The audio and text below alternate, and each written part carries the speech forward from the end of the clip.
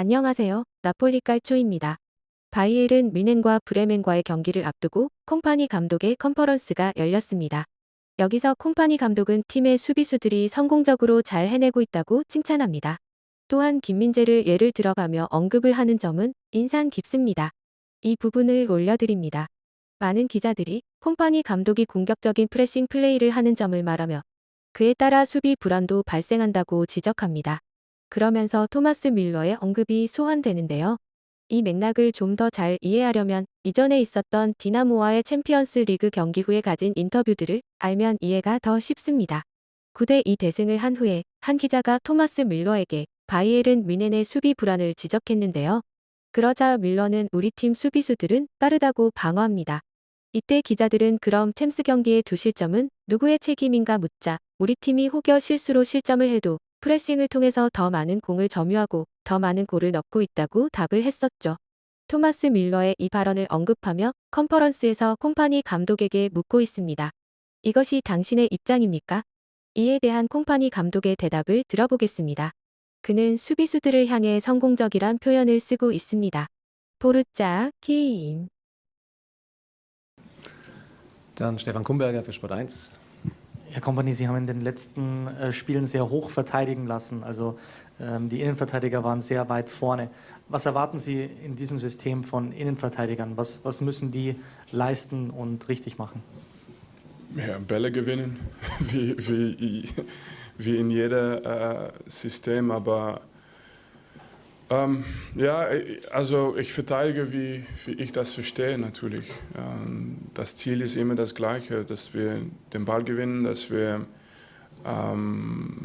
hoffentlich auch die Null halten, keine Gegenchance bekommen.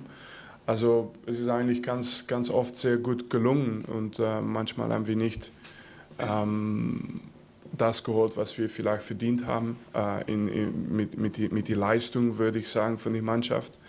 Aber das wird kommen, wir müssen einfach weitermachen und wie gesagt, wir verteidigen immer als Mannschaft. Wenn die Mannschaft zusammen verteidigt, dann ist es nicht nur die Verteidiger, die die Null halten, aber die ganze Mannschaft, genau wie wir mit den Toren, auch wegen unserer offensiven Spiel von den Verteidigern die Tore erzielt haben. Also über das Hochverteidigen, es geht nur darum, das ist, was ich verstehe und ja, wie gesagt, die haben das bis jetzt sehr gut gemacht. Felix Fischer für Sky, bitte. Guten Morgen auch von mir. Vincent, es gibt aktuell eine große Diskussion zum Thema Belastung, auch in der Champions League mehr Spiele und so. Rodri hat sogar gesagt, Streiks sind nicht mehr ausgeschlossen aus seiner Sicht. Wie sehen Sie das Thema, wie gehen Sie damit um?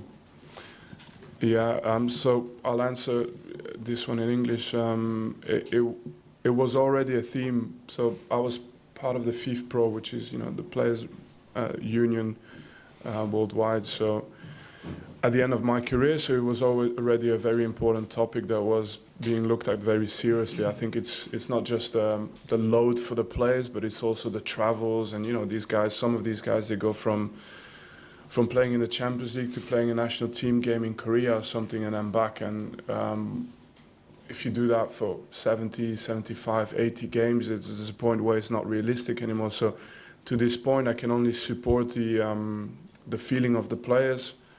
The solution I've sort of always wanted and that I've mentioned since I was a player as well is to just put a cap on the amount of games a player can play as an individual. Put a cap, put a compulsory period of holidays, and then for the rest, it sort of takes away the pressure a little bit from clubs being restricted in terms of numbers of games. Yes, you can play a lot of games, but you have restrictions on the amount of games you can use your player for. So it protects the health of the players, it protects the interest of the clubs, and only later we'll worry about the coaches who have to coach 90 games. But for the rest, it's not something that I'm saying that is new. It's an opinion that I've shared for about 4 or 5 years now. So the best of both worlds, maybe it's possible, maybe not, but that's what I was sort of thinking would make sense. And of course, always exceptions for finals. Can't take that away from players. Dann zu den letzten Fragen bitte, Klaus Bergmann wieder. Herr Kompany, nochmal die Nachfrage zu dieser Spielweise, die Sie haben. Thomas Müller hat gesagt, wir werden mit dem Pressing mehr Bälle erobern und mehr Tore schießen, als wir eventuell durch Fehler, Tore kassieren werden. Ist das so Ihre Haltung dazu? Also wann stimmt die Quote für Sie? Also No, it's a little bit. I explained it a little bit in long before already, but my feeling is the game is always evolving, of course, and it's true that we are fairly aggressive, but it's no different than many of the Bayern teams were in the past. You know, trying to recover the ball as quick as possible is still the idea that I have experienced whenever I played against the top Bayern teams, and so that idea is there, and that's what I understand anyway as a coach. So it's what I can coach. The other side of it is how the game has evolved since. So at the time, you know, teams that were playing position game wouldn't change a lot of positions. So you decide to build up with a back three or decide to build up with a back four, one midfielder, two midfielders, and then would relatively stay in position for most of the game. And a couple of players would rotate, but that was it. Now the game is such that with the positional play and with teams have just found every way to rotate around whatever press you organize. So if you go and press in a 4-4-2 or 4-1-4-1, whatever you organize, eventually there is a solution on a piece of paper you can find that will then after, if the players can execute or not, it's always depending on the level of your players and whether you want to add that complexity or not. It's a decision you have to make as a coach. But in the end there is a solution, and so a sort of how we press is just trying to evolve in trying to take away some of those solutions that exist against high pressings, and that's all.